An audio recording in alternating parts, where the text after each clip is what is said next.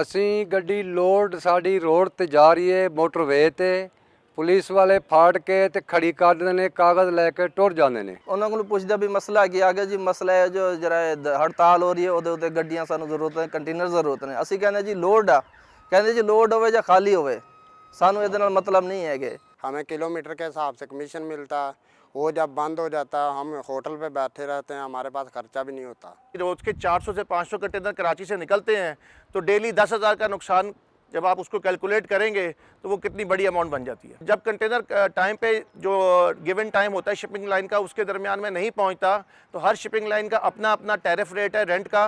कोई $50 है, किसी का $100 है, किसी का $150 है, तो वो उसके लिहाज से पर डे का कंटेनर के चार्जेस मांगते हैं। चौथा दिन आराम से यानी फारग खड़े हुए हैं, कोई कंटेनर आता भी नहीं है और ना कोई इधर से लेकर जाता है। मालिक पैसे देंदे ने लेकिन साको अपनी प्रॉब्लम होंदी है कि किलोमीटर साडा चलदे ने ते सानू 2 रुपए वधदे ने, वरना साडे पैसे कम हो जाने ने। नुकसान सबसे बड़ा ये होता है जी कि जो उसके अंदर पड़ा हुआ माल है वो फैक्ट्री में नहीं पहुंचता और माल ना पहुंचने की वजह से इकॉनमी को भी इफेक्ट आता है और हमें भी प्रॉब्लम होती है कि जी हमें किराए नहीं मिलते। जो पार्टियां जिनका एक्सपोर्ट जाने वाली है उनका 20 से 25 दिन के अंदर अगर कंटेनर यहाँ से यूरोप या अमेरिका नहीं पहुँचता तो आगे न्यू ईयर और क्रिसमस आने वाली है, उनके वहाँ कंसाइनमेंट्स नहीं पहुँचेंगे और जब कंसाइनमेंट्स टाइम पे नहीं पहुँचेंगे तो उनके ऑर्डर सारे कैंसिल कर दिए जाएंगे। तकरीबन तीसरा दिन असी खाली खड़े हाँ, लोड तो मिलता है लेकिन असी जा नहीं सकते, रस्ते बंद ने।